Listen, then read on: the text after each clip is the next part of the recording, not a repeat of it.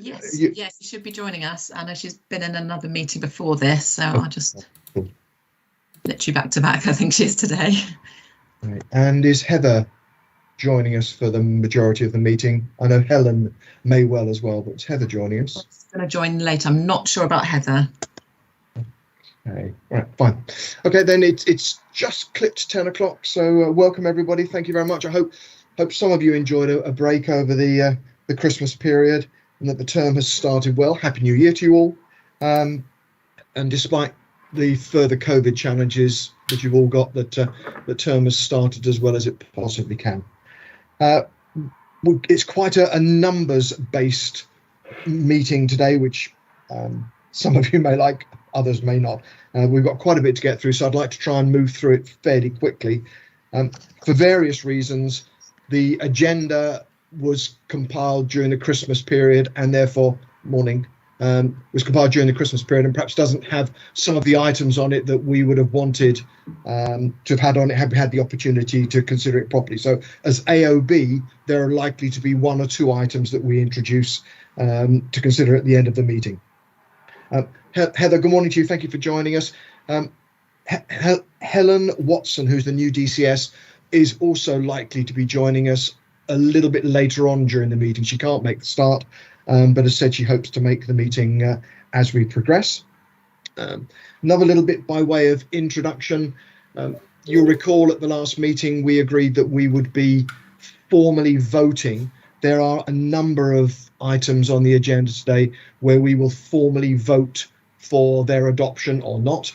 And that formal voting, because Teams online is not very good at putting your hand up or getting things done in time, we will follow the process, which I gather is quite common in the rest of the meetings held by the council, of going through each member in turn and asking them to vote yes or no for the particular item that we're talking about. So forgive us that we're going to lose some time, and it seems very clunky to do that, but it's the appropriate way for us to address some of these issues. With that little bit of an introduction, if I can move straight into the agenda itself. First item is apologies. Luciane, have we got any apologies from colleagues? Yes, we have apologies from Rebecca Margetts. Okay, thank you. And are any colleagues in the meeting bringing apologies from any of their colleagues with them? If not, no, thank you very much. If we can note Rebecca's apology. Item number 18 is minutes of the previous meeting. If I can ask, has anybody, having obviously diligently read them, got any factual corrections that they would like to make to the minutes of the previous meeting? I've not seen any hands go up and nobody speaking. So thank you very much. At the appropriate stage, I will sign the minutes as distributed to you as a factually accurate record of the meeting that we held in December. We can move on to matters arising from the minutes of the last meeting. You'll recall that I've asked if we can have at the end of each set of minutes a listing of the matters that have been brought up during the meeting and should be considered. So if we could turn, those of you that have the documents in front of you, if you could turn to page 15, we have a small list of matters arising from the previous meeting. I'll very quickly run down them and we'll stop where either we don't have a substantive item or we need to consider the matter further. Item 1 was to include a table of matters arising. Yes, we've clearly done that. It's in the minutes. We will be recording how many members have voted. As I've said originally, earlier on in my introduction, we will be voting on a number of matters during the morning this morning, and we have a list and an appropriate form to capture each person's vote. We may receive, has Lynn joined us? Yes, Lynn has. We may receive a small update on the new funding formula calculation from either Lynn or Catherine in your sessions, or is that something that you're not able to do at the moment? We've included a little bit of an update in terms of the actual matters arising report, but I can pick that up when we get there. Let's do that now, unless you feel it would be more appropriate at the later stage. No, that's fine. So we've, you'll see in the actual Matters Arising update that we put a section in there.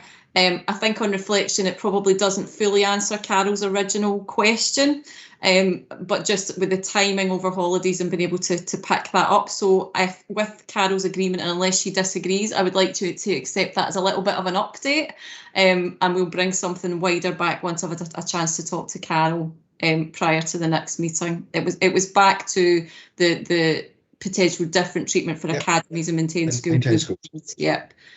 So Catherine's pulled together a little bit of an update, and unless, like I say, unless Carol feels that's fully answered it, I think there's probably a bit more we can do on that.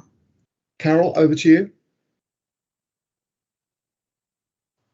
Yeah, I'm happy to carry it forward. I just don't want to let it drop, because I have heard conversations elsewhere on differing funding for academies and maintained schools. So I just think we need to keep that one on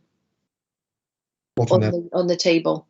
Yeah, Carol, if we can pick that up with you outside, and then we can maybe pull something together to update the next forum meeting. Thank you. Okay, so Lucianne, please, if we could carry that item forward.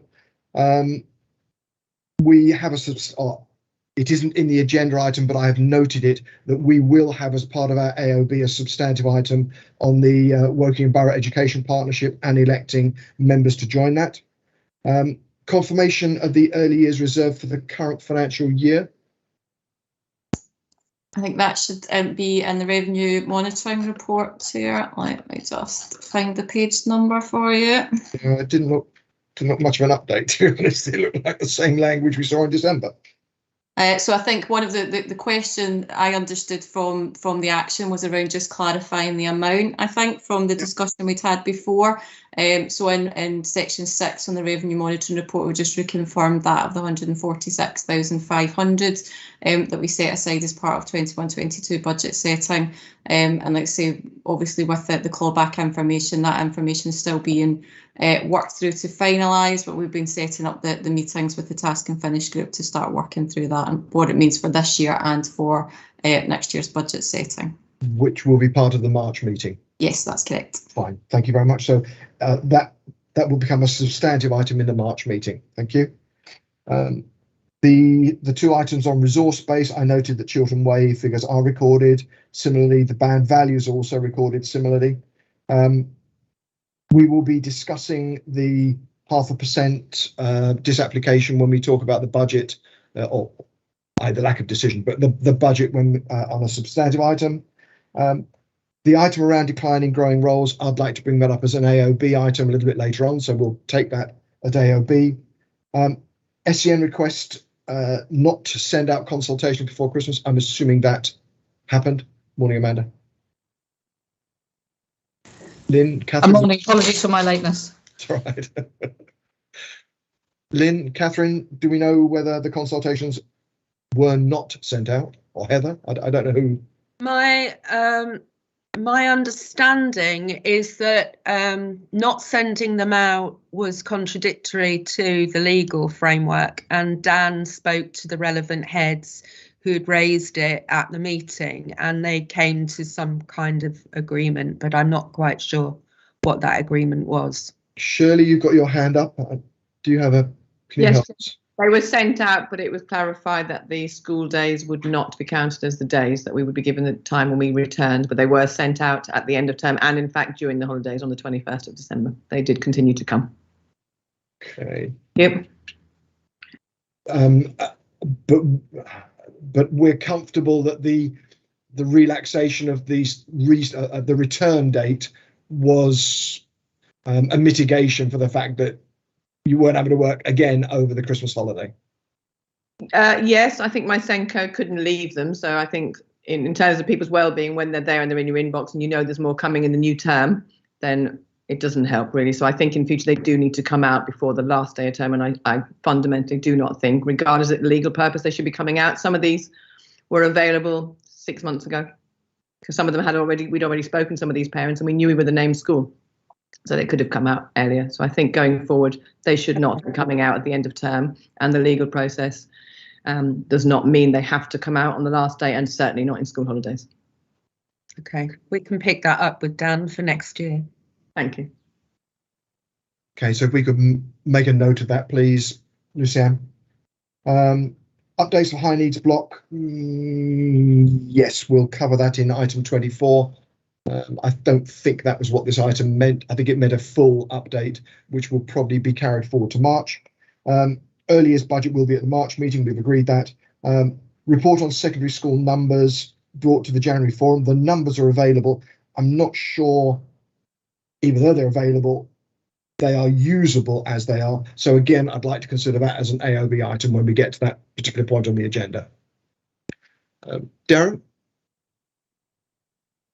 Hello, Paul. Just to say that the total first preferences for Pigott don't include the 30 children from Charville, so there's another 30 that would be on there, but because of the vagaries of admissions, with us being an all-through school, they wouldn't be included there. Okay, so there are potentially some corrections or additions that we need to make to that, as well as considering it in the round with the other issues that we've got around admissions and contingency funding, etc. Yeah, it's a perennial problem. We've got a solution with admission, so it's not an issue at all. I just wanted to raise it. Okay, thank you. Thank you. Have any other colleagues got items that they'd like to raise that aren't substantive, that are in the minutes from the last meeting and that haven't been, and that may not have been covered in that list? Just one for me in terms of the Education Partnership nominees. I still don't know the names of the primary nominees. I know they've been identified, but I don't know the names. I do know the names of the Secondary Federation nominees, but clearly that means you probably can't identify the School Forum nominees at this point, but that will need to be followed up. We'll flesh that out. I've got a specific item under the AOB to talk about the election and how. Oh, fine. Okay. Thank you, Paul. Okay, no problem. Brian? I was just going to say that I do actually know those names, but I can tell you those names when you bring it up later. Okay. Thank you very much. Thanks. Okay, thank you. So if there are no further matters arising from the minutes of the last meeting, can I move on to declarations of interest? Can I pause for 30 seconds and ask if anybody has a declaration of interest that they need to make to us based upon the agenda we've got now, or something they've not previously declared? I can see no hands, and nobody has cleared their microphone to say anything. So thank you. I assume there are no further declarations of interest that we now need to pick up. If I can move from item 19 onto item 20, Catherine, I think you're going to take us through revenue monitoring, please. Yeah, thank you. I'll just share the agenda as well. There's not been that much change since we last met in December. We just whiz through it, possibly. Yeah, whiz. I will whiz. Yes, so it's just 84,000 difference, positive movement, and that's literally just down to more out of borough children in Chiltern Way, so which we can recoup for. So that's just more income coming in for them as they're filling up. And that is basically it. The reserves, again, de-delegated contingencies, and there've been no call on the schools block, so we're keeping the 55,000 again. Early years provider reserve fund, as Lynn said earlier, the fund for this year is 146,000. Sorry, I'm getting a bit of a cough. And we're still working through the numbers. We've set up a meeting with the Task and Finish group in a couple of weeks' time, so we can work through all the numbers before that, and so we'll have something to share with the Task and Finish group in a couple of weeks' time. And the growth fund, still as it was reported in December, we haven't heard of any classes opening in January yet from peers, but apparently it doesn't have to be at the beginning of term. It can be anywhere through the term, so there still could be a call on the funds this year, but we'll obviously bring that in March, to say whatever the update is then on the growth fund in the March meeting. That's it, and we've added in everything that was asked before into the activity data with the place resource-based costs and bandings and things. So that's it. Okay, colleagues, any questions for Catherine?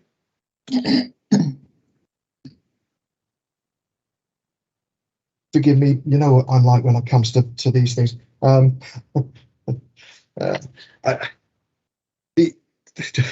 it's an improvement. It's not a decrease. So the in-year deficit is now forecasted, and it's an improvement of. Yes. There are sometimes when there's a little bit of good news, and the way of presenting it that way would be anyway. That's a language thing. On the schools block allocation, the 109,000 and the so basically £200,000 was for a full term. So clearly we've started term. It hasn't happened yet, and I appreciate it might happen during the term, but it would seem fairly unlikely that we are going to need anything like that amount of money before the year end. Probably, yeah. So we've reduced it to be for the 3 months remaining in the financial year, but yes, you're probably right. Oh, Lynn's.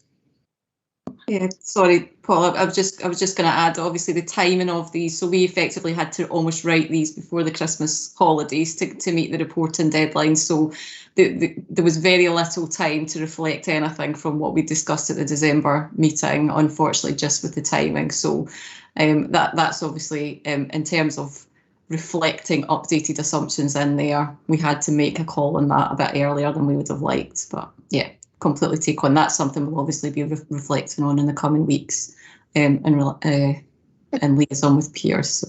Okay. And then, forgive me again, I don't want to lose time.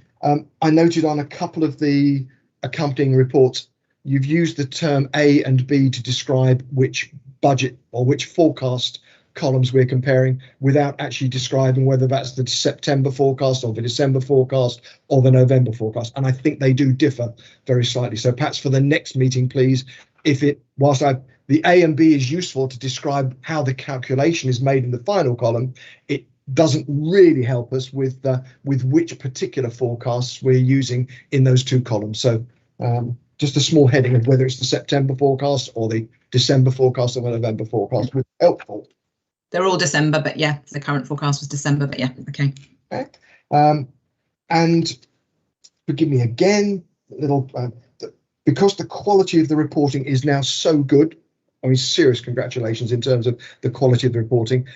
It means that we can start to see things. So when I look at the high needs block variances of young people in different places between September and November, I note that if you could do the INMSS, just scroll down a little bit, there's been quite a significant movement between September and November of the 35,000 to 75,000 position. The two final tables in the middle of the page that we're seeing at the moment, 73 people in September, and now 85 in November. That's 12 people. And even at an average of, let's say, 40,000, that's £500,000.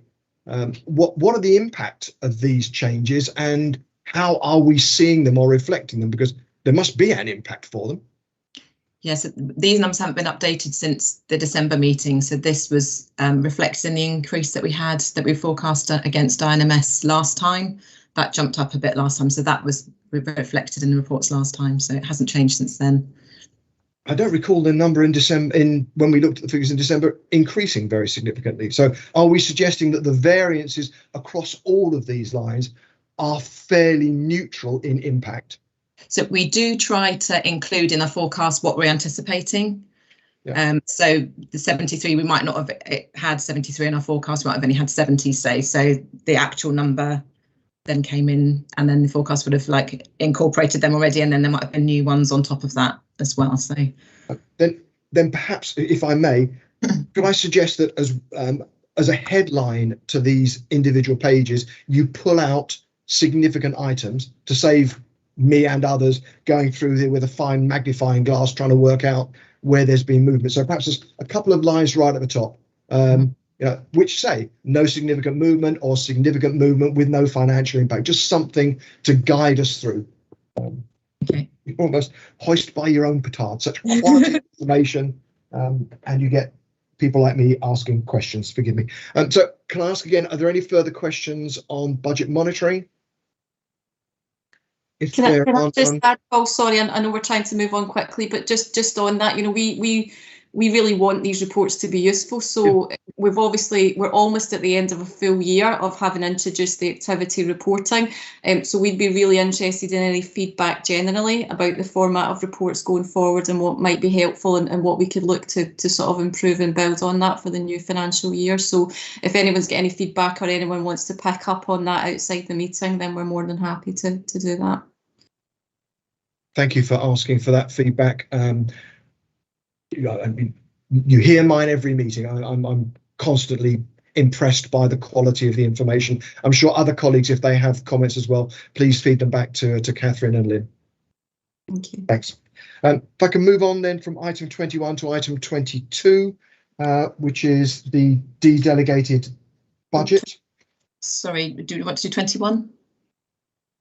Well, perhaps let's do 21. Sorry, I'm not in coffee this morning. Thank you for. Sorry, yeah. We can move around. That's fine. Thank you. Let's do item 21. Schools block budget, please. Sorry, Catherine. That's all right. So we did get our final allocation just before Christmas, as expected. Only slightly different to what we'd had thought by 15,000. So that wasn't too bad. Obviously, the data that we had through would have had all the updated pupil characteristics, because before the indicative budget was just based on pupil number changes. Now this has got all the pupil characteristics in, like deprivation and everything. So we have put in the impact of whether because the 0.5% transfer still hasn't been agreed yet. We still haven't heard back from the DFE, so waiting to hear on that. So the table that we've got in the report shows the difference if the 0.5% was taken out or if it wasn't. And we've just said there that if we did take 0.5% out, 54 schools will still see an increase in their budget from last year. And if we don't take it out, 58 schools see an increase from last year. And the ones that have decreased to see a decrease is only due to a drop in pupil numbers. That is just saying where things change. I think there's one secondary pupil that we had less that made those numbers go down.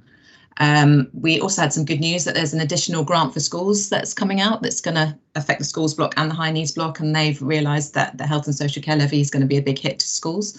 So this is the way that they're going to work out the extra funding due to schools. They're going to tell us the final amount in spring. It'll be just a case, it'll be like any other grant, like Pupil Premium Grant. We'll get told what to give out to the schools. We'll just passport it straight on to schools. So that's a bit of good news. It's good news. And then that's just the table showing the differences. Thank you. So colleagues, we need to give Catherine and Lynn effectively an instruction to submit a budget to ESFA or DFE later this month. We don't yet know the outcome of the decision as to whether there will be a disapplication of the 0.5%. I can't cope this word, disapplication. Anyway, i.e., will 0.5% be transferred from the school's budget to the high needs block or not? And because we don't know the outcome of that decision, Catherine and Lynn have prepared two columns. You can see them on the screen at the moment, a model A and a model B. Model A assumes the transfer to high needs block is made, and model B assumes it isn't made. It's therefore going to be appropriate for us to consider these two distinct income allocation columns and vote as to whether we accept those columns as being appropriate, dependent upon the outcome of the advice given or the ESFA DFE decision as to whether the disapplication will be allowed or not. So what I'd like to do, please, formally, and I'm going to rely upon Lucianne to help me here. We're going to go through and ask you to vote, formally vote. You either accept the model or don't accept the model, please. I'd like that as a clear, or abstain if you choose, for each individual that has a vote on School Forum, and for each of Model A and Model B. So forgive the clunkiness, Lucianne. I'm relying upon you if I get this wrong, if the coffee quotient hasn't been high enough. What I would like to do is I would like to take Model A and ask each of you in turn to vote upon Model A. So Model A is the allocation of the total income, assuming 0.5% is transferred to the high needs block. Yes, Lynn? No, Lynn? Sorry, Chair. Yeah, I was just going to add that I suppose the use of the word model might have been clunky on our behalf. So it's just to clarify that the actual mechanics behind the model and all the factors in it are exactly the same in both scenarios. So, you know, the approval, I suppose, is in the premise of that model, with the Secretary of State then making the decision about effectively their decision will decide whether it's version A or version B that we submit, if that makes sense. Yes, it does. Thank you for the clarification. So I'll continue, if you don't mind, I'll continue to describe them as Model A, Model B, even understanding that the methodology behind the allocation of those numbers is identical. It's just the total number you start with is slightly different. Okay, so and I'm going down. Luciane kindly provided a list for me, so in no sequence other than these are the names on the list. Actually, it is. It's the same as the sequence as the list of attendees on your agenda. So, Carol, if I can start with you, please. Talking Model A, would you vote for, against, or abstain? Grudgingly for. Thank you. Emma, can I ask you, please, for, against, or abstain? Against. Thank you. Karina, for, against, or abstain? Against.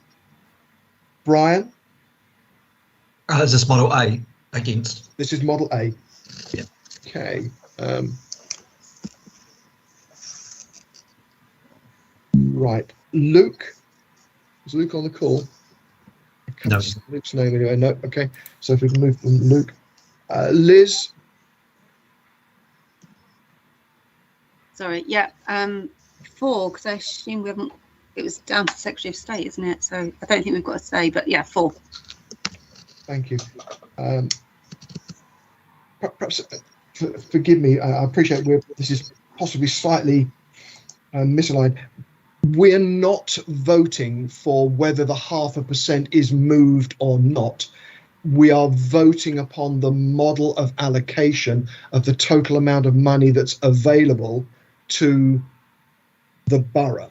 So whilst we may or may not like the 0.5%, that decision isn't in our gift. So if I was unclear in explaining that when I started, forgive me. So with that slight extra explanation, can I ask if there would be any changes to those colleagues that have voted? Ben, you've got your hand up. Yeah, I've got my hand up just to ask the question. If the principle about how the funding is calculated for Model A and Model B are the same, we're voting simply, do we agree with that funding model? Doesn't matter whether it's A or B. That just tells us what it will look like when the money's deducted, if that happens. Yes, there is a slight opportunity that if you felt that because there was less money, the model should be changed, because that would influence the split of the allocation across schools, that would be an opportunity. But I would agree. Okay, let me put that back to the meeting in a second. Brian, your hand's up. Oh, yeah, no, I would, just you clarifying that, I would say for then. I would change my vote to for. So let me just ask this general sense of the meeting. Would colleagues prefer, let's take Ben's guidance that says, because the models are identical and we're just talking about how we allocate the big number, we should therefore take a single vote and it's a single vote because the model is identical? Or would you like the opportunity to consider that the model could be changed in either of those two cases? I don't really want to take a vote on this particular issue. Carol? Carol, your hand's up. Sorry, that's why I was grudgingly for, because it's the model we're voting on, not the 5.5%. Amanda? So I think it should be one vote for the model. Okay, Amanda? Sorry, that's what I was going to say. We should just vote regarding the model. Okay, then if colleagues are comfortable, Luciane, can we take the 4 or 5 decisions aside for the moment, and can we start again, please? We're going to vote once only, so we're voting on the model, not the allocation described as A and B. Yes, that's fine. I've got a new sheet. We can start again. Thank you. My apologies for losing 10 minutes, and thank you for seeing through the fog Ben. So, Carol, would you vote for or against or abstain on the model? For the model. Thank you. Emma? Grudgingly for then. Thank you. Karina? Yep, for the model. Thank you. Brian? For the model. Luke's not on the call. Liz? For, please. Amanda? For the model. Ali? For. Julia? For the model. Ben? Yeah, for the model. But can we add comments at the end? Okay. Darren? For the model, please, Chair. Ginny? For the model. Shirley? For the model, please. Sean? Is Sean on the call? I don't think she is. I think she's got a problem with her microphone, so if Sean would be able to raise her hand.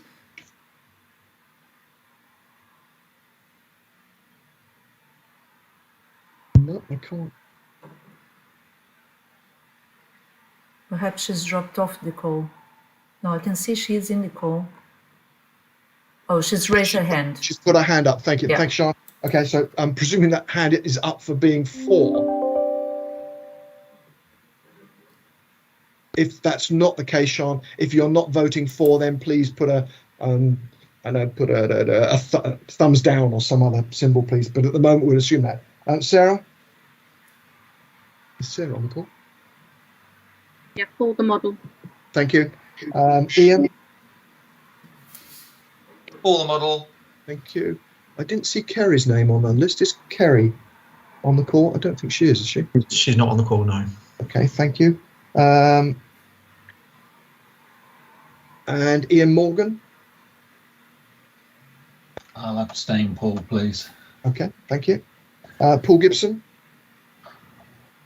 Is Paul on the call? Can't see Paul on the call. Rebecca gave her apologies. I noticed, and thank you, Graham, for joining. It's always good to see your name and contribution. Are you sitting in for Rebecca? Paul, that's actually not permitted. The lead member for Children's Services cannot be a member of Schools Forum. Yes, I'm sitting as an observer, Paul, and good morning and Happy New Year to all. Thank you. Thank you. And thank you for the clarification, Lucian. Heather?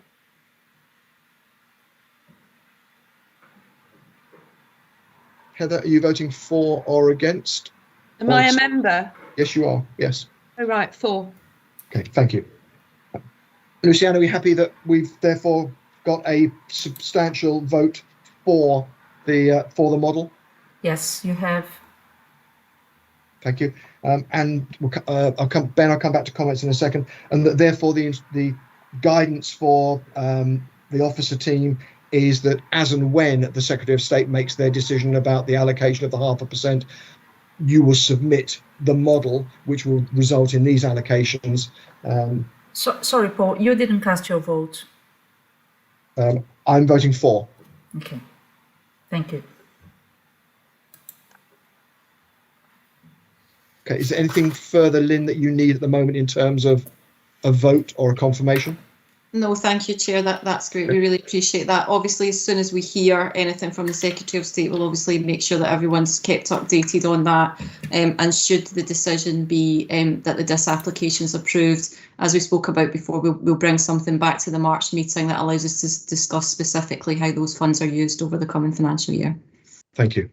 Ben, you asked, I think, if you could make a couple of comments. Yeah, just wanted to note, thanks, Paul. Just want to note that if I'm sure it's been recorded before, but if the 0.5% high needs block transfer is taken, it will mean schools will receive on average below the national funding agreement for ORPU. And that might be something that needs to be noted for that decision. Thank you. Just trying to think if there's anything tangible we can do with that information. I think it's a point of note, isn't it? Yeah. If the DFE are going to make a decision on that transfer, they would be needing to do that knowing that that transfer would take schools under ORPU the guaranteed funding amount. Thank you for the comment, and therefore we shall note it. More by way of process and recognising that the disapplication is in the gift of officers of the Borough Council and not in the gift of School Forum. We, School Forum, and the consultation voted against the disapplication being made. Lynn, in terms of preparation of evidence and the document that goes to the Secretary of State, what requirements are there for providing that information for the Secretary of State to make the decision? Because whilst I don't mean it unkindly, if you presented the evidence, you are likely to be presenting evidence that, whilst I'm sure is factual, would support the case of a disapplication. It may be that comments like Ben's and others could be helpful in terms of our perspective on the disapplication. How might they be taken into account? So part of the evidence that we submit, Paul, are links to all our School Forum reports, discussions, results of consultation, etc. So just to assure you that that's a big part of what they take into account and the Secretary of State looks at is exactly, minutes from Schools Forum meetings. We obviously have full recordings, so if they want to go into anything in more detail, we've given them links to all of that as well. So it's the local authorities' view. But it's also very much schools and schools' views. They've asked specifics on outcomes of consultations, the numbers that voted, who voted yes and no. Yeah, absolutely, they take all of that. That is part of the evidence that they gather in terms of informing the Secretary of State to make a decision. Okay, but would, for example, in your report, would you have commented that, as Ben has observed, a number of schools would be receiving below ORPU were the 0.5% to be moved and were the model that we got to be implemented? So they get full details of what we're putting through the APT and everything. I mean, that's part of the ongoing dialogue as well. Catherine, sorry, I don't know whether you want to say something else here. Just thought I'd quickly check because I didn't think that was right. So I've just checked, excuse me, the national funding formula for 22-23 and the ORPU for primary is 3217, which we are above on this model, and the Key Stage 3 was 4536 and Key Stage 4 was 5112. So we're actually modelling, our models are higher than that. Ben, does that? So I don't know if Ben got that from. Sorry, I was thinking that the secondary minimum funding guarantee was for £5,000 per pupil.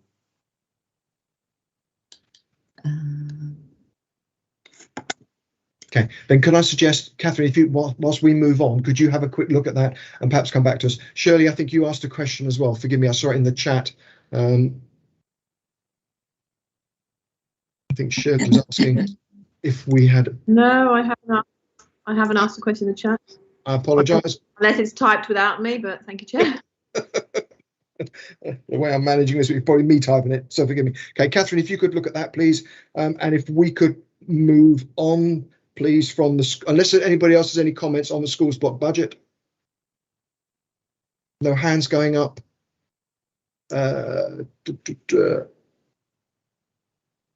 it was you on the chat. Aha, and you haven't got a microphone either. Forgive me. The comment was how many schools I think would be affected were the model A to be adopted, i.e. the 0.5% transferred, and as Ben observed, how many would be affected by that would be less than the ORPU as Ben has described. So Catherine, could we ask you whilst we're chatting on,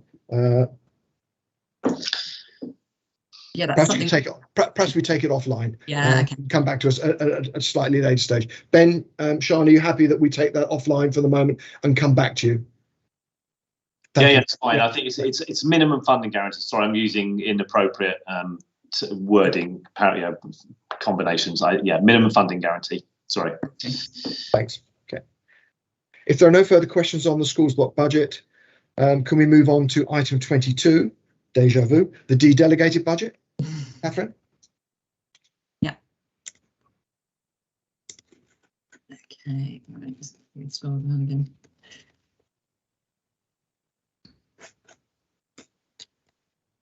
Sorry, scroll too far. Okay, so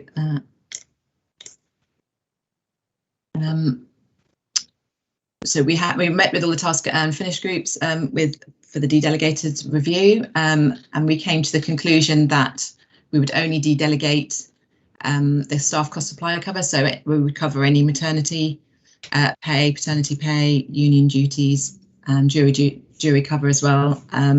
Is the only item we're going to de-delegate for next year, and obviously this is just maintained schools that we're talking about, and at the cost of £27.06 per pupil, based on the number on roll.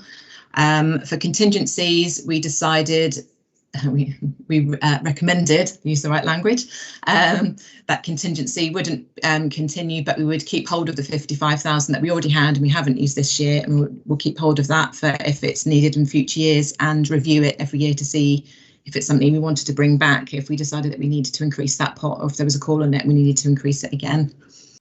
Licenses and some subscriptions, we're going to meet that completely from the Central School Services block.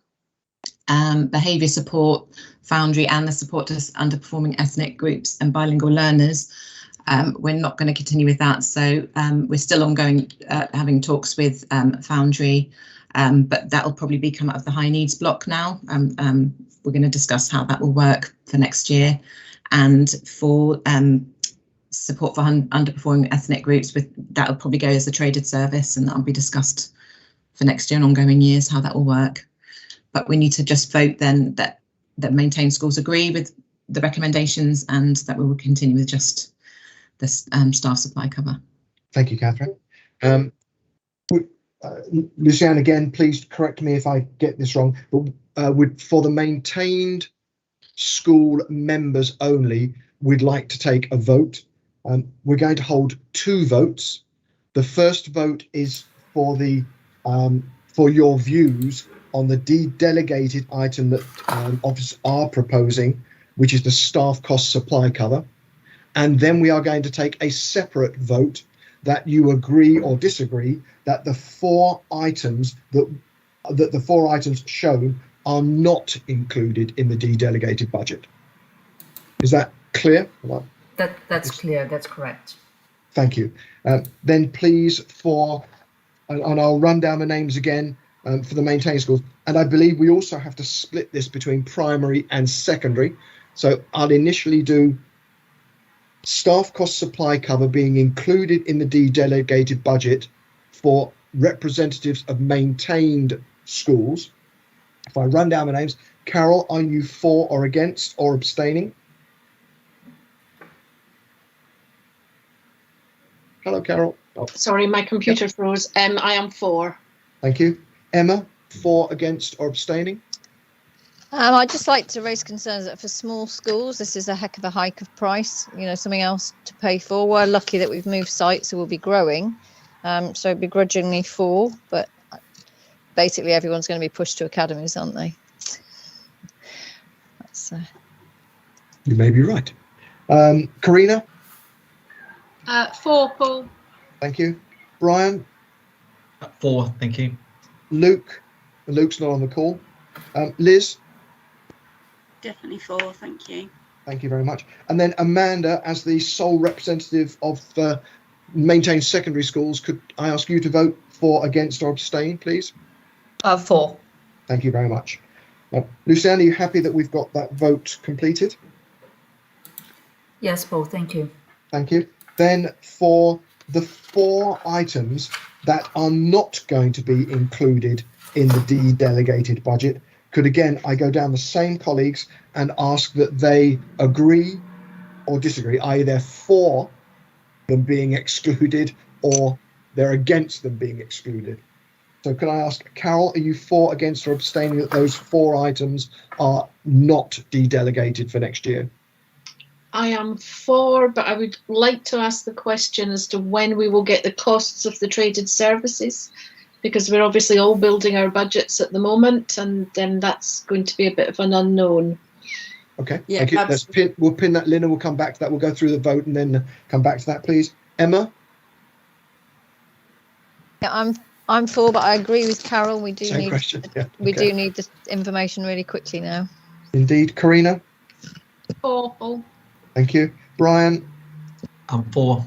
Liz, 4, ditto Carol. thank you. And Amanda for the secondary maintained. 4. Thank you. So in terms of the formal voting, Luciana, are we happy that we've completed that appropriately? Yes, thank you. Great. Then, Lynn, can we now revert to the question that a number of colleagues have just asked? When will we know what these numbers are likely to mean in terms of traded services? Yeah, so we're looking. We completely take on board that point that we need that information out as soon as possible. The EAL service, so the ethnic minority support, we're looking at for this year probably just trying to replicate. There's already charging mechanisms in place for academies, so we're looking at whether it's appropriate just to sort of replicate that. So we should have that concluded in the next couple of weeks to get information out. The Foundry piece is obviously slightly more complicated because it's wrapped up in the wider Foundry review, which we're obviously going to bring back as part of budget setting for the high needs block in March. But certainly, as soon as there's any information on likely implications from that, we'll make sure that's communicated as early as possible. Okay, Karina, you've got a comment? Yes, if I'm reading the table correctly, Lynn, we're better off this year, aren't we? So Emma, I think you're better off. If you look at the table, you were 7,800 last year, but next year you'll be 5,600. Yeah, it is better off. Yeah.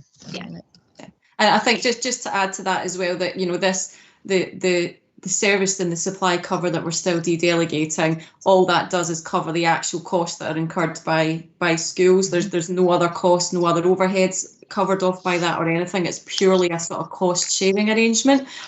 So how we set that each year will be based on the sort of level of use of how schools have drawn on it effectively. So thank you, Lynn. And I'm sure we can mimic the fact that you will undertake your best endeavours in the next couple of weeks to make at least a draft figure available for colleagues so that they can complete their budget planning. Yeah. As soon as we've got anything to share, we will definitely make sure that happens. Karina, a further comment? Yeah, I just want to say thank you to Catherine and Lynn for setting up the 2 working parties and for the business managers and head teachers that contributed and got us to the point so quickly, actually, given the timescales we worked within. Thank you, Lynn and Catherine.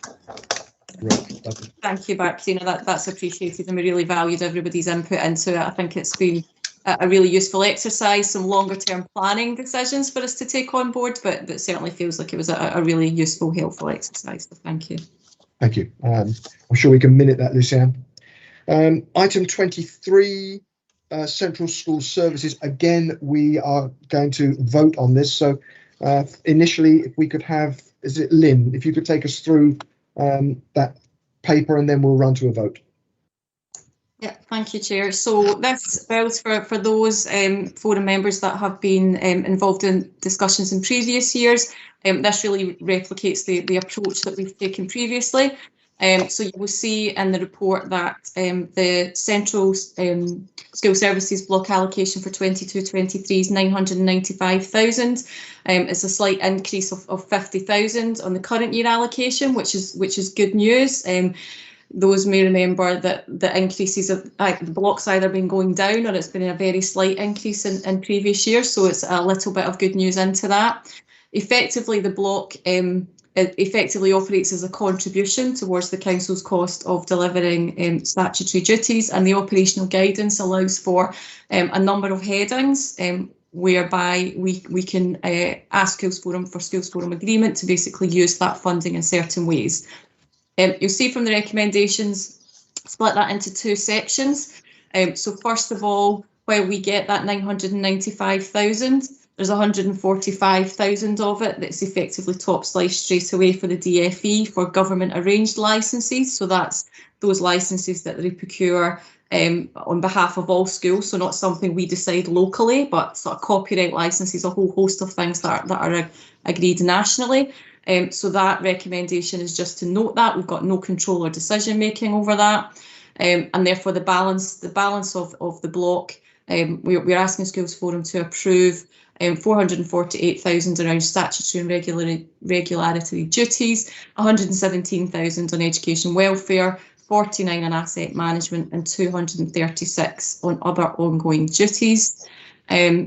I'm sure you've all read the report, but in the Appendix A, it just shows you a bit more detail in the usual format that we look at every year about how those figures break down. What you'll see is that actually, broadly speaking, everything has remained the same. The only sort of significant or the only real change at all is in relation to what we've just covered on the de-delegated item about us previously under the provision of information within statutory and regularity duties. We had the contract for the system that we spoke about under the de-delegated review. It was funded sort of 50% through this block and 50% through the de-delegated item. The intention is that as we said in the de-delegated report and the recommendations at December forum, that we'll fund all of the system for the coming financial year through the central block, and that allows us that time that we spoke about that re-tendering of the system going forward to look at planning in advance for 23-24 onwards. So that's increased. That's the increase in there. There's been a slight adjustment down, and again, it's presentational more than anything in terms of actually how we absorb that into the total resources available. But it effectively does mean that any flex we've had in that budget uplift for this year has gone in to help support us no longer de-delegating the system costs in the way we did previously. Everything else has effectively remained the same, and as before, this is the sort of indicative costs based on this being a contribution to a much larger cost base of around £2 million in terms of delivering overall statutory duties. Thank you. Just one other quick thing, just to draw your attention. It was just on school improvement. So again, we've always reflected in previous years that school improvement's not included in this because there's a separate grant around that. In the autumn, the DFE consulted on reforming how school improvement activity is funded, and the wording was that they're proposing that they phase out the grant and that local authorities are able to deduct maintain schools' budgets to support the cost of that activity instead. We don't have any more details on that. They were aiming to publish the response this month, but we haven't seen anything on that. So that's more just a note around that it's not going to change any financial planning assumptions for 22-23, but it might be something we need to bring back to talk about at a later date for 23-24 onwards. Okay, thank you. Questions or comments to Lynn? Let's see. Yeah, Amanda. Hi, thank you for that. Lynn, does the proposed amount, so for example on education welfare, does the proposed money there enable education welfare to develop and actually, I know it's so that they can provide their statutory duties, but obviously there's been issues with that, for example, over the last year. Does that amount there enable them to be able to improve that provision?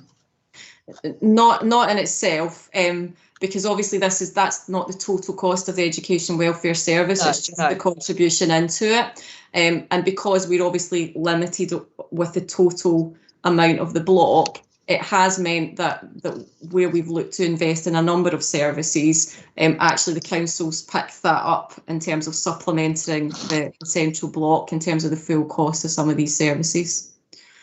So that 117 has been the contribution into the education welfare budget for a number of years.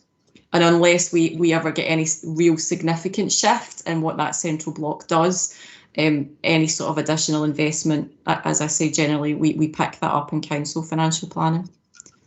Okay, it's just because, with everything, the impact with COVID, the educational welfare almost is, it's gone up in, everybody's demanding that more of that, and it's just whether or not that should be reflected in the allocation of those monies there was just something I was thinking about, but okay.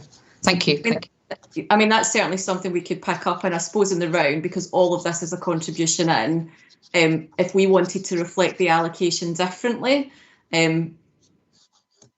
we're just shunting the same pounds around, if that makes sense. But that's certainly something we could pick up and look at for 23-24, and once we know what the outcome of the school improvement work is as well. Amanda, if that's something we feel would be useful to do some more work around this block. over the coming year. We've obviously put some task and finish groups in to look at specific topics over the last couple of years. If the central block is something we want to look at on the work plan for this year, then I'm happy to set something up to do that.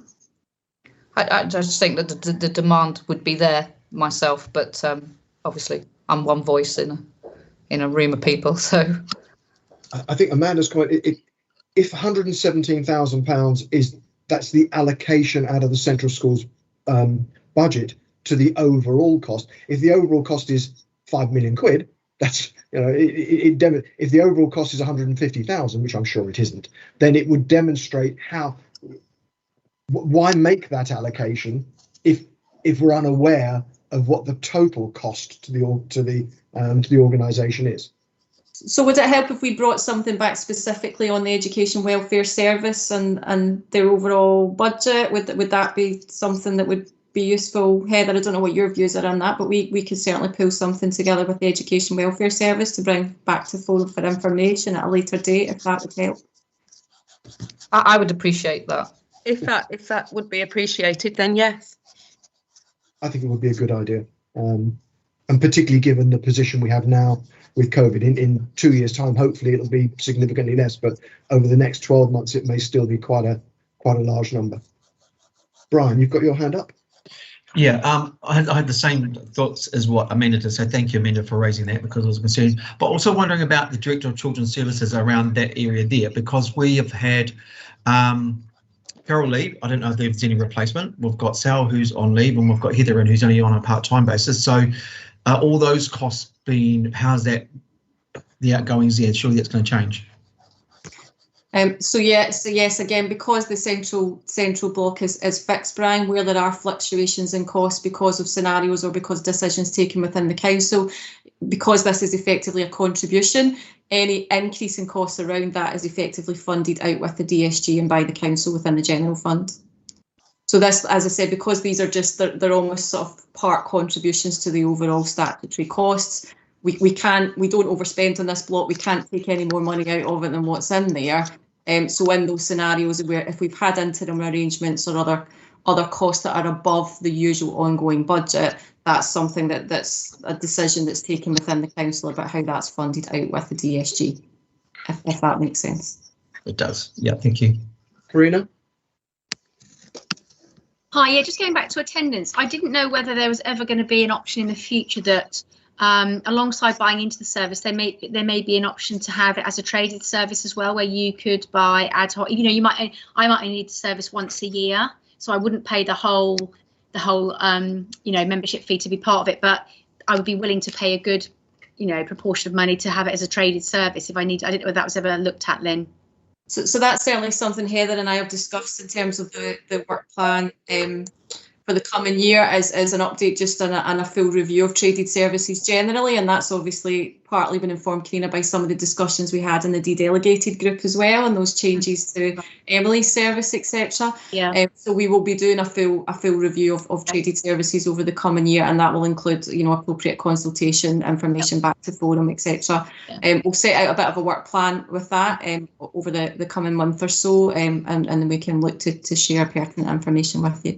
Great, thanks, Lynn. Then could we perhaps suggest that for the March meeting you come back with that timeline and perhaps indicate on the timeline when, I'm picking a date now, the October meeting, for example, might be an appropriate time for you to share your initial thinking from whatever group, task group, however you manage to arrange that thinking? Sure, yeah, I can pick that up with Heather. Sure, Paul, thank you. Thank you. Other questions from colleagues? I had a little question on this. Forgive me, it's one of my bugbears again. System and information costs. The growth from 61 to 150,000 pounds.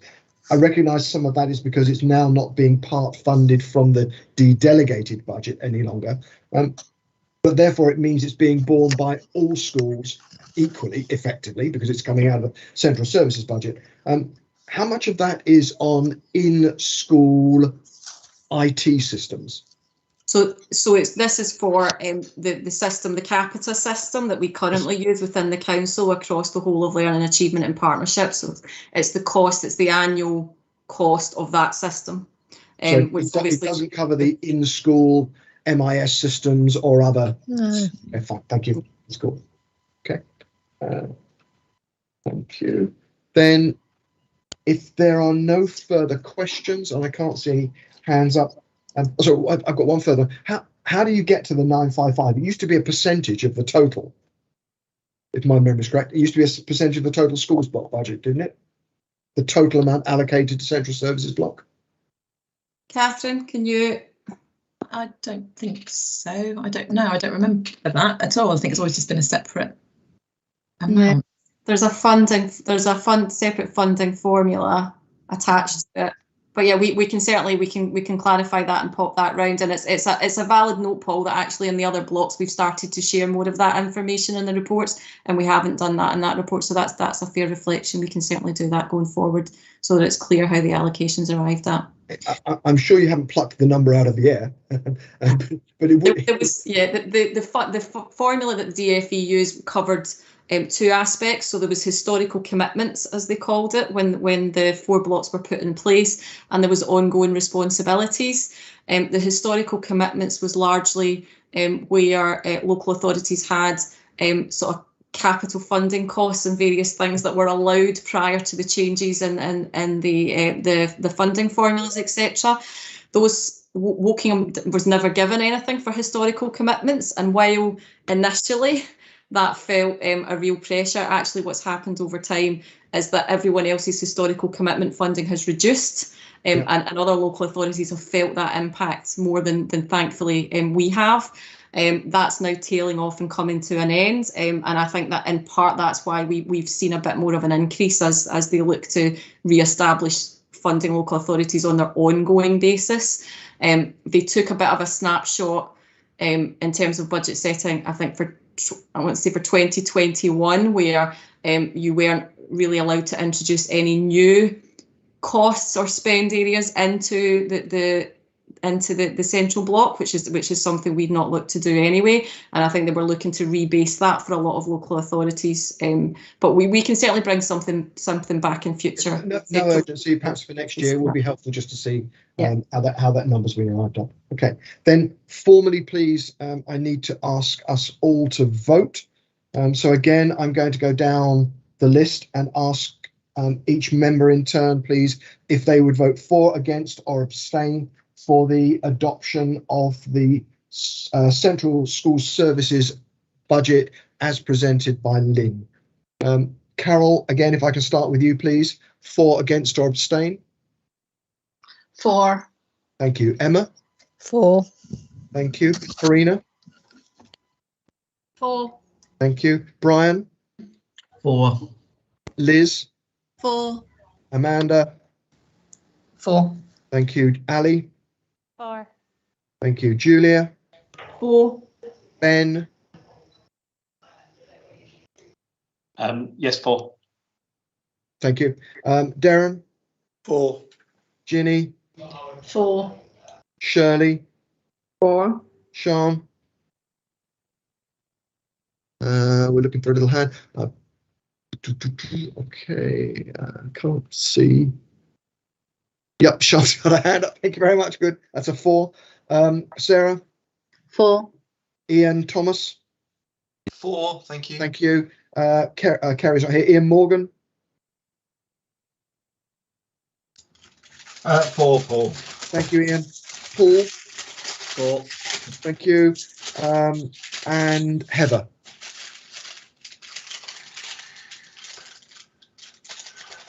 Heather, you able to vote? 4. Thank you. And Lucianne, if you could score mine as 4 as well, please. Okay, again, if I can ask Lucianne, are we happy now can we move on to our next item? Yes, thank you, Paul. Thank you. Item 24 on the agenda is a high needs block update. Given we have a substantive item of the budget in the March meeting, Lynn, if you want to give us a very brief upview of the approach that you're taking to preparing the budget. Thank you. Yeah. Sorry. Great. That'd be great, please. Thank you. Thank you. So just in the report, so this was really an update on, as you've said, Chair, the approach that we're taking.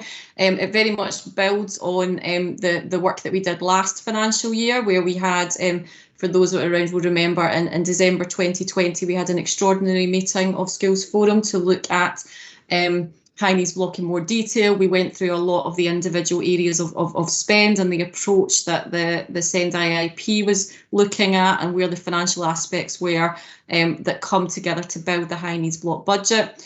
As all forum members know, we've been trying to concentrate on better activity reporting and understanding what's happening on the ground as well, to inform all financial reporting. So really just set out here the key areas that we're looking at in terms of bringing back the proposed budget for 22-23 for the Heineys Block. We have, through the funding formula, we have additional funding of around 2.2 million coming into Woking, which is really good news. But obviously we know, and from the discussions that we've had in previous meetings, we're still looking at potentially a deficit for next year of over 3 million due to the increasing numbers of EHCPs that we're still expecting to see locally. Set out in the report, just very high level, obviously we're taking the same approaches as last year, and we will bring that back in March in terms of going through every chunk of spend within the Heineys Block and what the proposal is and what assumptions sit behind that in terms of price and activity for setting the budget. But just pulled out some key points for Forum to note that are really critical in terms of that. So that's obviously, firstly, the continued increase that we're forecasting in terms of the number of children and young people within EHCP and the profile of primary support needs that we anticipate within that. A review of inflationary increases on top-up bandings across settings. Again, that was something that we committed to before, that there would at least be a review annually of what bands were and whether inflationary increases were appropriate. And again, those conversations will carry on over the coming month. The review of Foundry College and the outcome of that is obviously a significant part for Foundry themselves, but also in terms of the overall spend within the Heineys Block and how we target that. And again, so recommendations coming out of the sufficiency strategy and what that means locally. So just set out a little bit more information on some of that in the report. I'm not going to go through that in detail unless there's anything particular anybody wants to pull out. Just a couple of quick points on myself where it was. Just on the supplementary funding. So Catherine referred to it earlier, that obviously there's a significant amount coming into the schools block, but there's also over 900,000 coming into the Heineys Block for next year through the supplementary funding as well. Apologies, I have the others there. Lost at 965,000 coming in. So again, that was announced. We've been told we'll get more details in spring. We're not yet clear, it's not in the funding formula, so we're not yet clear what that means in terms of years beyond 23-24. So we need to be mindful of that. But that's certainly some other good news in terms of trying to help us close the gap and meet some of the increasing costs that are in there. The only other thing I just wanted to draw attention to was, again, we've spoken and referred to this previously, and apologies it hasn't happened yet, but we did talk about doing some Heineys Block awareness sessions so that anyone that was interested could come along, learn a little bit more about what the formula is, how it works, and a chance to kind of talk through any questions they might have for their own understanding around the Heineys Block and the situation in Wokingham. So we will get those dates out shortly to ensure that everyone's had that opportunity to join those sessions in advance of us bringing the budget report back in March. Thank you, Lynn. Comments or questions to Lynn around the approach that is being taken to generating the Heineys Block budget for 22-23? Can't see any hands going up at the moment. Lynn, I've got a couple of questions for you. So very broadly, if this year's funding is 22.8 million, you're looking at an extra 2.2 next year. So we're looking at around about 25 million in incoming funding, plus or minus a few pounds.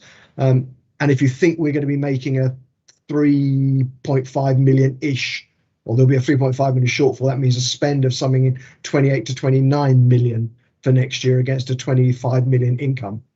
And if we're carrying forward what's going to be the best part of £10 million deficit on the high needs block, so we're looking at the end of 2022-23, that's approaching a £14 million deficit on the high needs block. Yes, certainly, yeah, and those are certainly the figures. So again, when we last looked, if you remember the presentation that Dan brought and went through some slides in the report that came to December, is just about what that longer term outlook is. That while beyond, based on our assumptions of income levels, so they are assumptions, you know, on both expenditure and income side, we expect the deficit to keep rising, but then the in-year deficit to start to tail off. But not this coming financial year, because a lot of the impact of the work that's been done, some of the discussion about local sufficiency, the recommendations out of the sufficiency strategy, etc., will take beyond this financial year to start to feel the real impact of that. But a key part of all the modelling and assumptions we've done is around that profile of what we think the overall number of EHCPs will look like, both in terms of their overall number and the primary support need and complexity levels within that. Yep. So again, that's something that we will be really clear with the budget setting approach about what those assumptions were that sat behind the original forecast and budget numbers, so that we can ensure that when we do that activity reporting during the year, any changes to that and the financial and the resultant financial impact is really clear for Forum to see and understand. Okay. And if I can follow up with two further questions. Clearly, the review of Foundry College, I understand how important that is on all sorts of levels. But I did notice in the de-delegated conversation we had, you are looking at having potentially Foundry College part of its service as a traded service. I'm assuming if it's a traded service, there are going to be some assumptions around income levels. I think sharing your thinking around that and your approach in March would be a very important part of colleagues understanding the impact upon their own budgets, as well as the impact upon drawing the high needs block together. Absolutely, Paul, completely agree with that, yeah. And the other piece is, as you know, my absolute bugbear on this, basically a third of our total budget is spent on independent, i.e. out of borough placings. Whilst I really understand you are getting to grips with the numbers that we can control within the borough, and that's looks very, very good. What assumptions are you taking for the 30% of our budget that is being spent out of borough? So again, that's largely linked into the sufficiency. So again, sort of going back to Dan's presentation at the previous meeting, a lot of the aims of all of the work that's been taken forward under the SEND Innovation and Improvement Programme is about ensuring that we are educating as many of our vulnerable learners within borough as far as possible. So if you remember, and again, we can bring some of this back in March to try and appreciate a little been a gap since we spoke about it. But Dan talked through the sort of unmitigated and mitigated outlook for the high needs block. A lot of those mitigations are around us, obviously the new special school coming on stream when it does, etc., about how that starts to sort of bend the curve, if you like, of those number of children and young people that are placed out of borough and independent and non-maintained. But it's fighting against the fact that our overall number is forecast to go up so much that it's a lot of it's about slowing further growth, rather than, you know, how far can we stretch that to bring numbers back. And again, that's part of the ongoing work around the sufficiency strategy work, Paul. And I get all that intellectual strategic thinking and fully endorse it. And I'm hoping Dan will be at the meeting in March to support the numbers with his content and his background and understanding. But fundamentally, you are going to have to make an assumption about the number for out of borough independent school costs for 22-23. It's currently the best part of £8 million, I think, there or thereabouts. What assumptions are you going to make? Leave aside the strategy, which I appreciate is a long term and is aiming to drive that number down with in borough and all sorts of other wonderful things. What assumptions are you going to take for a third of your budget for next year? Yeah, so the assumptions for the current financial year will be informed with the current position. So obviously the profile of children and young people that are currently in independent and non-maintained. Part of the work that we work through is the specific profile of that. So who is ageing out, if you like, and then who might be ageing in. So effectively we will the figures that we present back and the activity information that goes alongside that will be informed with the current position, information from the SEND service on what we might know is coming through, so that we will effectively make an informed assumption based on that about obviously the number we will start the financial year with, and then what we think is likely to be the position for the new academic year in the September. So that's the same approach as we took to budget setting this year, and we're just continuing to refine that approach. And that will therefore work through the calculation in terms of what we think the likely independent non-maintained spend will be for 22-23. And I don't I'll stop with this last question on this particular one. I understand that for the activity level. I think that's a very mature and an entirely appropriate approach. You're going to have to make an assumption for the amount of money that it costs for each of them. And you've been surprised this year at the way those uncontrolled costs have risen per place, because you are under pressure to pay those costs. You're going to need to make some assumptions for next year as well. I would just ask you please to think about that and perhaps come back to the March meeting with your own anticipation as to what the increasing cost per place will be, as well as the activity change. Absolutely, Paul. Sorry, I should have made that clear. It's both activity and price for each of the headings. So for every aspect of the high needs block, you know, we will make assumptions on profile across banding split, for example, whether that's resource bases, special schools or independent non-maintained, and we'll make sure that that's really clear in March. Thank you. Are there any other questions or areas that we would like Lynn to bring back when we spend what will be, I'm sure, quite a lot of time at our March meeting around the high needs block budget? I can't see any hands going up. Thank you. And I'm sorry I took up so much of that time. That concludes in terms of the substantive items on our agenda. As I said at the beginning of the meeting, I'd like to move into some AOB items that would potentially have been there as substantive items, but for a variety of Christmas and COVID related reasons aren't. I'd also, before I like to welcome Helen. Hi, Helen. I can see you've joined the meeting. Welcome to School Forum. Helen, forgive me, I don't know how many of the colleagues on the call you know. Helen is the new DCS for Wokingham. Thank you, Paul. Good morning, all. I'm sorry I was late coming into the meeting, but I do look forward to working with you all and getting to know you all. So thank you for that very warm introduction, Paul. Lovely. Thanks very much. So if we can move on to one of the AOBs, we've got an AOB that was asked previously for the CYPIT initiative.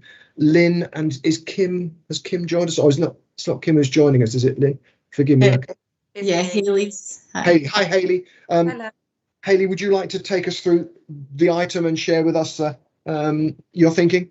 Yes, so definitely. So hi, everyone. So I'm Hayley. I manage the children's commissioning team at Wokingham, and I've been to the last couple of meetings, so thank you. I just wanted to bring today just to your attention, which I'm sure you're already aware of, but we currently have a contract with BHFT to deliver our therapy services. So that includes our speech and language therapy, occupational therapy and physiotherapy.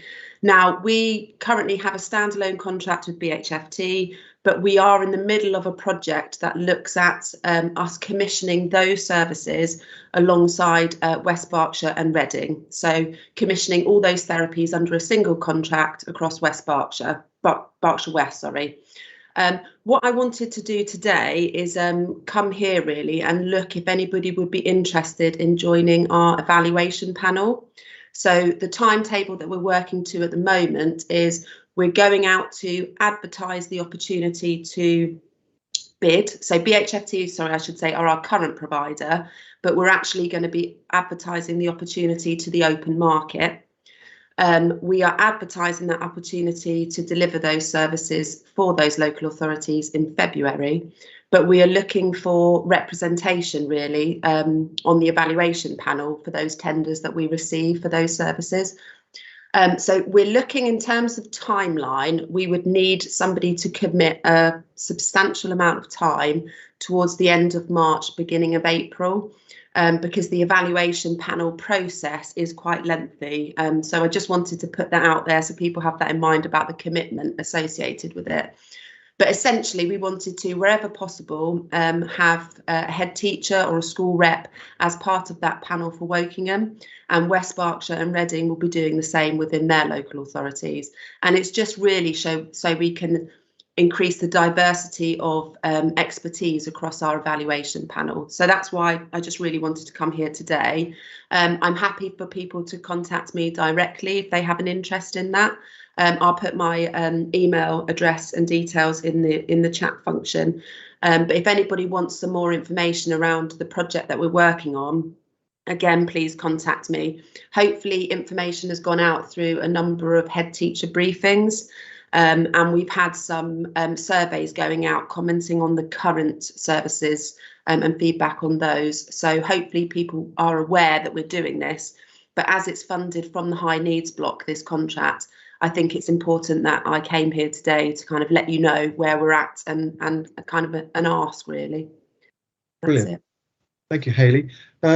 So colleagues, if there's anybody who immediately is going, yes, please, I'm desperate to join you, please shout. Otherwise, Hayley, I think you said you put your email and contact details in the chat. Perhaps if you could also share them with Lucianne so that she can also pick them up. Great, I can see they've gone into the chat. Sarah, you've got your hand up. I'm very interested, Hayley, to join. I will email you. Yes, thank you. Excellent. Would you be happy if others were also prepared to join, or are you really only looking for one person? Well, I'm keen to look at whoever is interested, okay. But at some point we'll need to narrow it down because we're working with 2 other local authorities, so we don't want a 20-person panel because we all need to agree on who we award the contract to, so that could be interesting. But no, that's great. Thank you, Sarah. I'll wait your email and anybody else. Lovely. Thank you very much. Great, Hayley. Thank you for joining us and thank you for asking. Thank you. If I can move from that, any other business item to again, an important item, or what would have been a substantive item, and that is the election of 3 representatives from School Forum to join the Wokingham Borough Education Partnership, the initiative that Heather described to us in some detail at the last meeting, and where I think we've seen the terms of reference over the last 2 or 3 meetings that we've held. Heather, is there anything you'd like to brief us on before we discuss how we might get to a position of electing 3 people? I now do have the names. Thank you to Brian.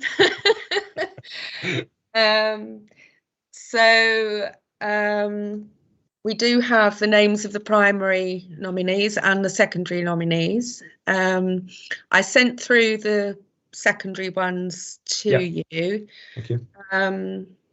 Brian, I think, is on the call, and I could give you the other names, but I don't know how you want to handle this in the meeting or take it away now that you know the names. I think part of it is an appeal to you to say it's your team, it's your group. You want representation from as many appropriate bodies that can contribute to your strategic thinking.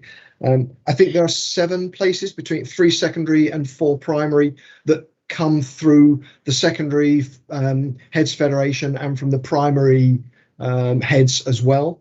Yes, I mean, it's actually looking at the moment, the primary association has put forward 5 representatives because we've still got the terms of reference under review. So we'll work with that for now. It may be that you've got enough Schools Forum representatives, given the nominees that have come forward from the associations. But I guess you just need to know that Schools Forum is represented in this group. It will be tackling some of the sort of controversial issues that maybe have got in the way in the past to have clear strategy and transparency. And we also need to make sure that we don't duplicate the work of Schools Forum in any way, that the group complements it and adds to what you're already achieving and dealing with as the Schools Forum. You may feel that in the first instance, you've got several members of Forum already represented through the associations. But I don't know whether, I don't know what your view is. Okay, well, or whether you or a vice chair need to start in the group to see how it progresses. So speaking without that chair hat on, the terms of reference, I appreciate they are still slightly fluid, but fundamentally in those terms of reference, you've identified segments of the widest possible education group that you can and said we'd like people from each of those. As you say, you're going to be dealing with some very meaty questions that are going to influence our strategy over the next 5 to 10 years, not over the next 5 months. And of course will impact on the conversations you already have on some of the tricky issues at Schools Forum. I get that.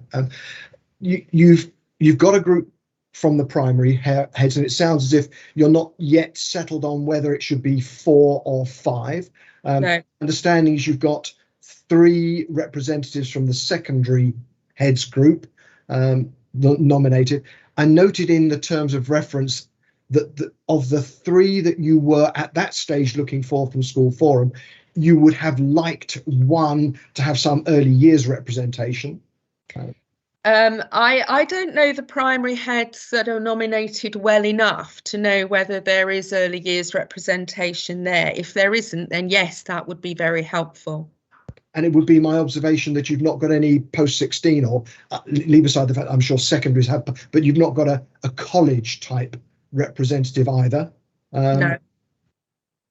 So I wonder whether, and now I'm turning to Schools Forum and saying to colleagues here, is the use of our 3 representatives, would it be best to try and use those 3 representatives to enhance the breadth of representation rather than necessarily unintentionally focus it on, for want of a better word, only the primary and secondary heads? So absolutely, yes, it would. Yes, it would. Can I open that up to colleagues for their comments as well, please?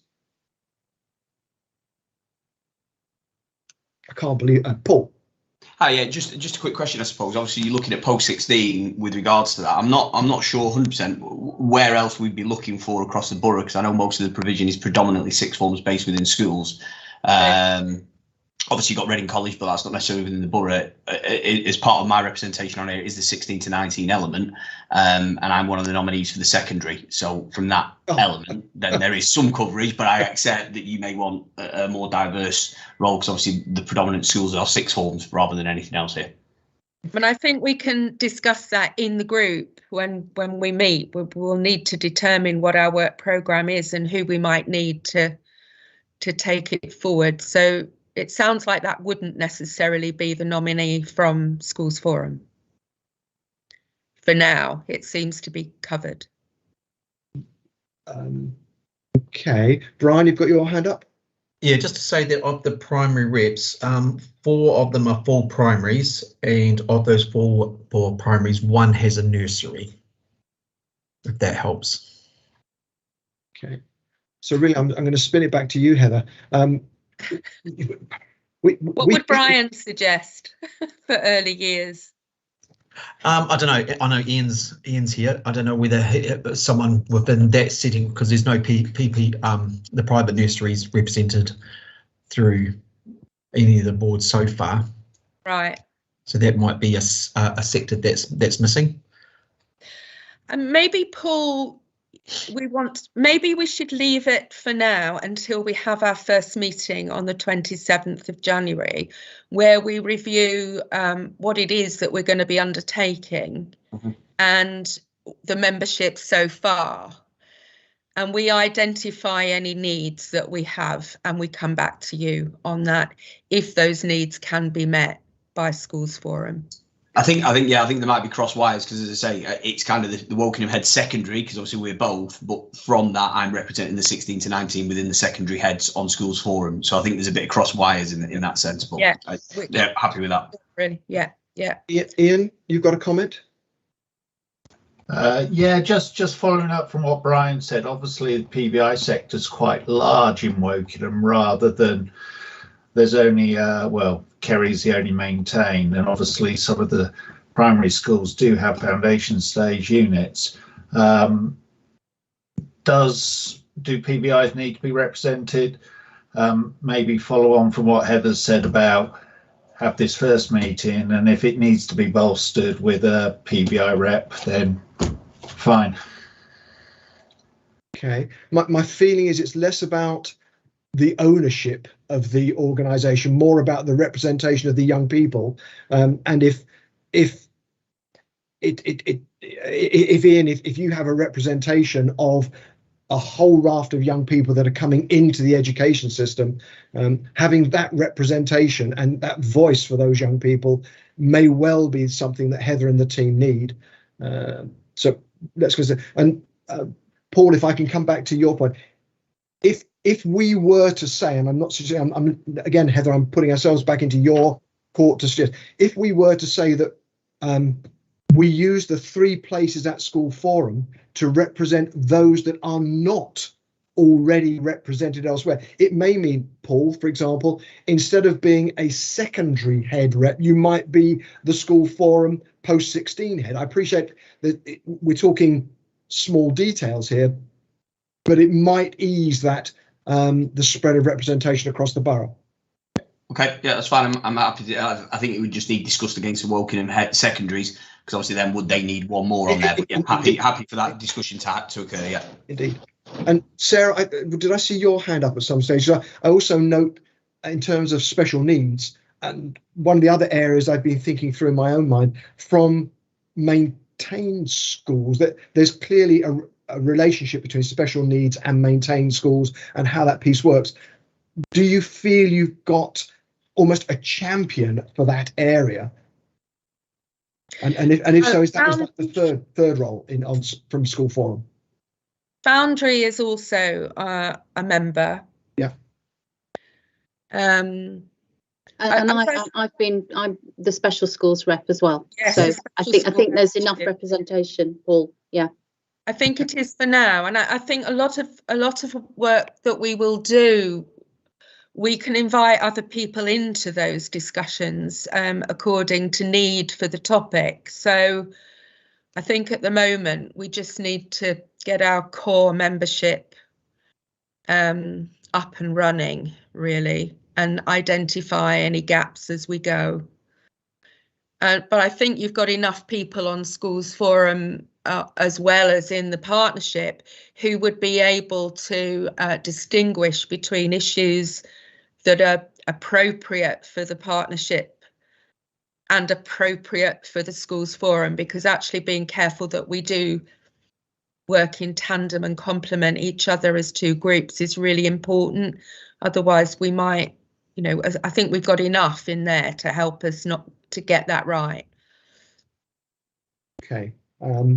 So again, I'm looking for colleagues' input to this.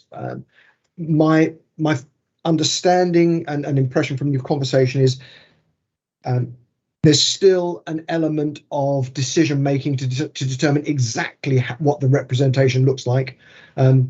Whilst we could elect 3 people today, it may be that you want to have a look at the current arrangements and see what's missing. I think we'll look at that as a group. To do that. Yeah, we'll look at that as a group. I think that would be helpful. Someone just asked if we had virtual schools. That is not a member at the moment, but again, we need to review it. And I think it's not so much about every child being represented. there is something about this being a group that's going to break through some of the ways of working that maybe have worked against good partnership in the past, and will make it work better in the future. So it's a slightly, you need the right people, not necessarily just representation of groups. Okay. I caution that if you exclude an area, that isn't a great way of working with, but that's fine. It's your call. No, but there will be working groups, you see, which can be constituted to give the representation needed to address any specific issues. So it isn't going to be a secret room where it's going to, the aim is it's a very open and transparent arrangement. Emma, you've got your hand up. Yeah, I just wanted to say I've been involved in many of these groups in the past with lots of different people leading the borough, and it's key that the representation gets right, and it's a really focused group that actually makes things happen for Wokingham, because we've been there many times before with groups that have started and then they've gone because people have left. So it's key for the future of Wokingham, really. Just wanted to make that point. Thank you, Emma. We'll come back to you from the meeting that we're going to have in January, the 27th of January. Could I perhaps ask you to come back to Lucianne and I to say whether so that we can prepare the agenda for our March meeting, knowing we're either electing people or we're not. If we are electing them, are they, for example, a post-16, an early years, and a okay. So please, if you could guide us, and we we've had, I personally had comments from colleagues. There's definitely a real swell of support, and you will not be short of volunteers to join. Colleagues have written saying, yes, please, could we be? So there won't be a shortage of volunteers. It's just a case of you suggesting to us how they're best structured. Yeah, and it is the point is well made. We need to get the right people around the table. So we can start with what we've got and work from there. Okay. Are you comfortable that those that you have are sufficient in the round, or is there? For now, I would say yes. For now, and we will look at it together. Okay. If there was one other comment I could make, I noted that the period of service for any individual was 1 year. Forgive me, but that's almost no time. But by the time you've looked at who's on the meeting, you've missed one because of your holiday, and you're out. Absolutely, yes. Ginny's already raised that with me. It's a very, very good point, and I think we need to look at it in similar terms to governors in schools. And we'll pick that up at the first meeting when we look again at the terms of reference. Brilliant, thank you. Then we will await for you to come back. Colleagues, any other comments for Heather to take away or to be taking to the meeting on the, was it 26th or 7th or whatever? 27th of January? I've arranged for the invite to come out to those primary representatives now that I know who they are. Excellent, thank you. Fine, if there's nothing else on the Education Partnership, if I could move on, please, to two of the other items that they're quite connected that I'd like to cover as AOB in the last few minutes of the meeting.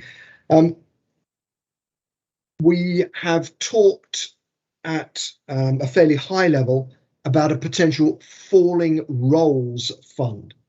So a recognition that through no fault of an individual school, just more by a demographic shift in population, there are some schools that are suffering, have suffered, and may suffer in the future from falling roles.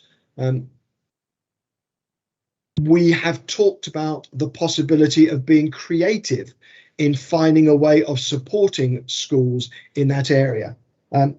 Lynn and Catherine kindly shared with us in the Matters Arising a short document that described the formal policy position of Wokingham and also of the SADFE in terms of preparing funding.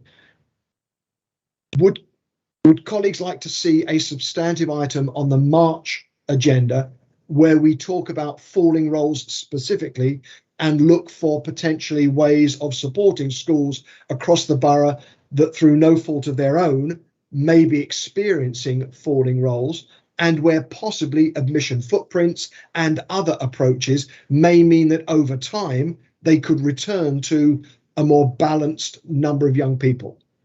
I'm asking that as a possible agenda point for our March meeting. Brian? Yeah, that does fit in with the admissions task and finish group as well, because that is something we're looking at to do with the boundaries and the catchment areas, because they are quite outdated. Okay. So it does fit in with that as well. So would almost an agenda item in March, which was a combined admissions, the new admissions group update, and an approach for falling rolls funding, and how potentially there may be some approaches that admissions could sponsor that would address some of those issues? Does that make sense for an item? It does, yeah. Okay. Is anybody else exercised like Brian and I are by that particular issue? Or should Brian and I just go and have a pint in the pub? Ginny? No, I think that's exactly right, that we want to focus on that. I would think that it's important that that ties into the educational partnership, because that seems to be the very purpose of the partnership. And so I imagine there would be some careful, it is right of its forum if it's to do with the money of it. And because the partnership is going to be very new in its agency, then it seems to be that forum should do it, but perhaps beyond this, it is something exactly for the partnership. Makes sense. Shirley? I think having been receipt of a falling roll for 5 years, I think this is very welcome, and would have been great and would have helped Forest through the last 5 years, certainly. So I think it's really important that we do keep it on the agenda, and I wouldn't want any other school to be in the situation Forest to be in the last 5 years, so absolutely. Thank you. Carol? I think if it's part of the hard national funding formula, we have said that we are moving towards the hard formula in Wokingham, so it is something that we should be addressing. Very good point. Okay. If there are other comments, if not, then Lucianne, please could we add that as an agenda item to the forward plan for March? Brian, could we rely upon you and your newly formed admissions group to come to the meeting with an update? Lynn, could I perhaps ask you and your team to look at, and perhaps possibly with Brian, but to look at some creative ways in which we can address the issues of falling rolls? So that's both as you have done already, this is what the policy is, this is where we stand today, but also can we look at what we might be able to do to support falling rolls, because geography is not a function of the performance of the school. There's a lot of things around geography that we can have no influence over, so let's at least take that into role. And also if you could play in the point that Carol just brought up, as we move towards the national funding formula, if we ever get there, what are the implications of that, and how might we dovetail that to that increased thinking? And I'm trying to wrap everything in here. I think Ginny's point that ultimately that whole thinking may well move on to become part of the strategic thinking of the education partnership, but for right now, given the infancy of that partnership, it may be that we hold the baton before passing it on. So if we can do something in the short term with some longer term thinking, that would be good, but ultimately expect that is likely to progress onto the education partnership. I would support that, yes. Thank you. I'm looking around. If do colleagues believe that's an appropriate thing? No need to put your hands up, but if you feel that's inappropriate, please let me know. Otherwise, Lucianne, if we could have that on the agenda, and if I could task the 2-3 of you, please, to work together to come to that meeting with items on that. Yeah, no problem. Thank you. The other item that possibly would have gone on to the main agenda as a substantive item, Darren and actually Brian as well, I think at the last meeting you both were looking at the mechanism behind contingency funding, and the necessity to understand where places were and to ensure that they were adequately funded, but yet the potential difference between those numbers and what ultimately ends up being arriving, for want of a better word, on your doorstep on the 1st of September or the 1st of January or whatever date it happens to be. Can I ask Darren and Brian particularly, but others as well, is that an agenda item that you would like to discuss further, or is it something that with the figures that you've seen in the back of the matters arising, you're comfortable that has been addressed now? Please help me understand where you'd like to move with that. Hello, Paul. It was Heather rather than myself who was looking into that. Oh, got two things wrong today. Sorry. Okay, Heather, so I can come back to you. Was looking at what? Sorry. It's the possible disconnect. No, that's a very unfair word. The fact that you need to plan for places in the borough, and therefore you need to commit contingency funds for places at various schools. Absolutely, fully understand that, because you're going to get a bunch of kids arriving and they've got to be educated. That contingency planning may not historically have matched with what actually happens on the 1st of September and the 1st of January. And therefore, is that something we go, well, that's just the way we plan, and we all go, well, it doesn't work very well, but nevertheless, that's just it? Or is it something, and forgive me, I thought from the last meeting, there was a desire to try and want to grasp that problem and understand the mechanics of it and possibly derive different future formulae, models, approaches, etc. But it sounds like I'm on my own on this. So, I hadn't picked that up, and I'm not involved in those conversations specifically. I'm more drawn into the issues of the moment in terms of place planning decisions and strategies. I haven't had that particular conversation, although there is a live issue that we're dealing with.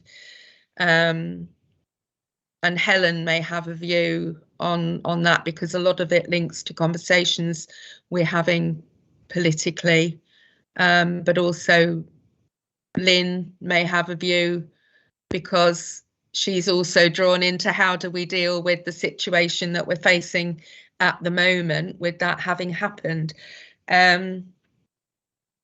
So I think I need to pick it up again if that's what you're expecting of me. Then with Helen. Let me make an open offer. Forgive me, and colleagues, again, please guide me if you think this is the wrong one.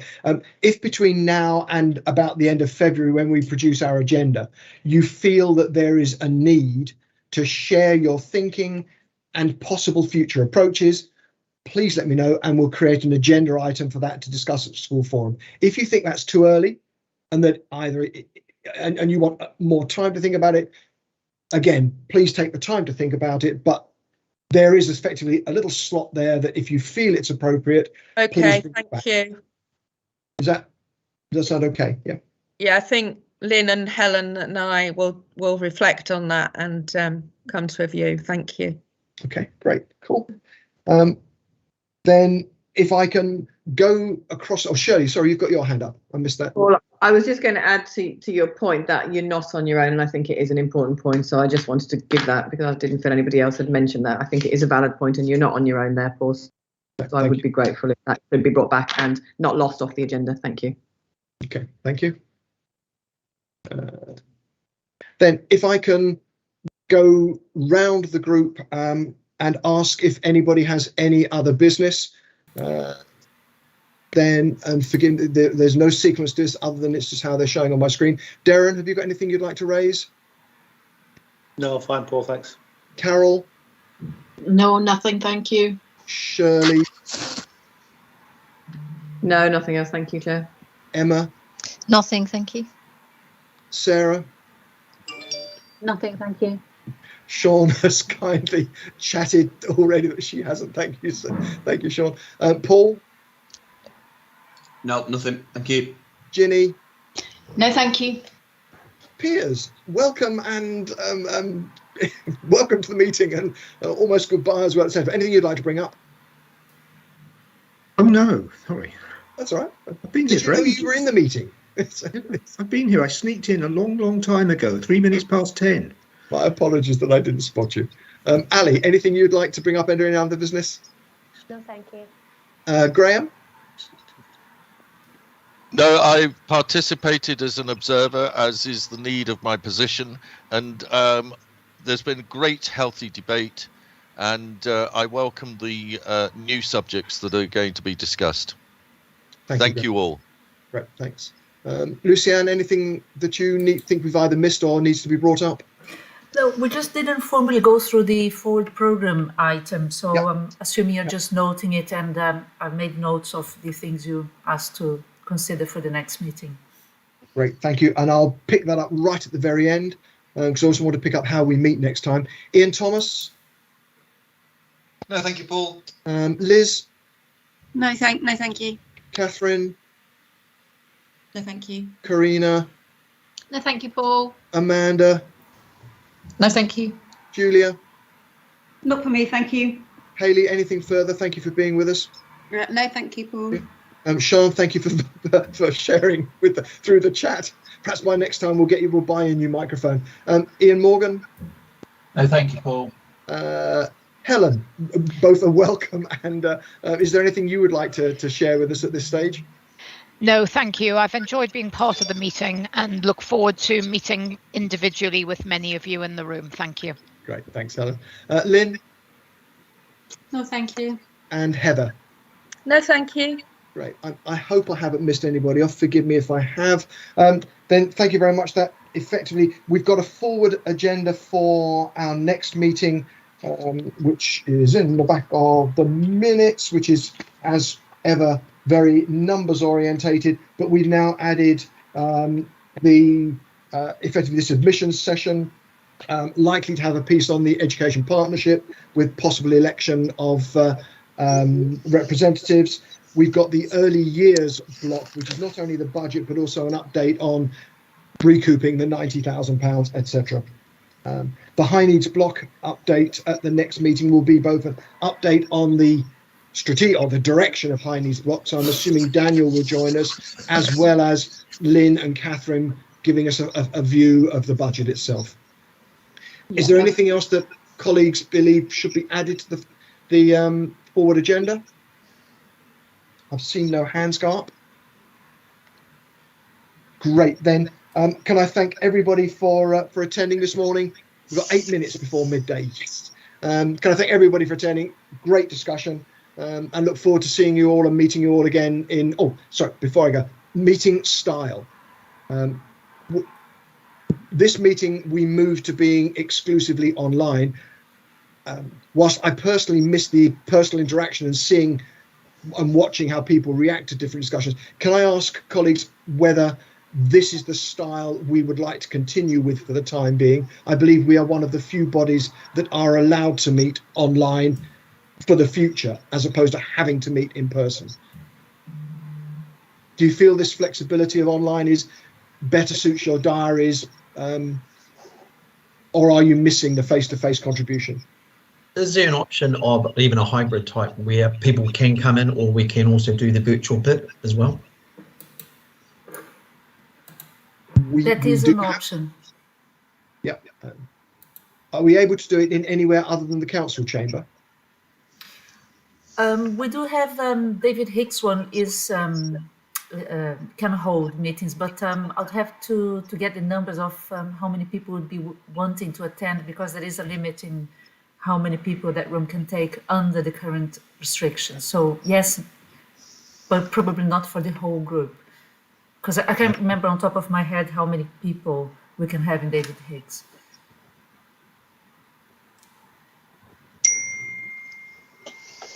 So is the number in David Hicks restricted because of the technology or because of COVID?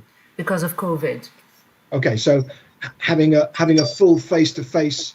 Thank you, Hayley. Hayley's suggesting it maybe 16 is the limit, which would not quite work for all of us. We're a little over 16. I'm open. Should we try a hybrid meeting?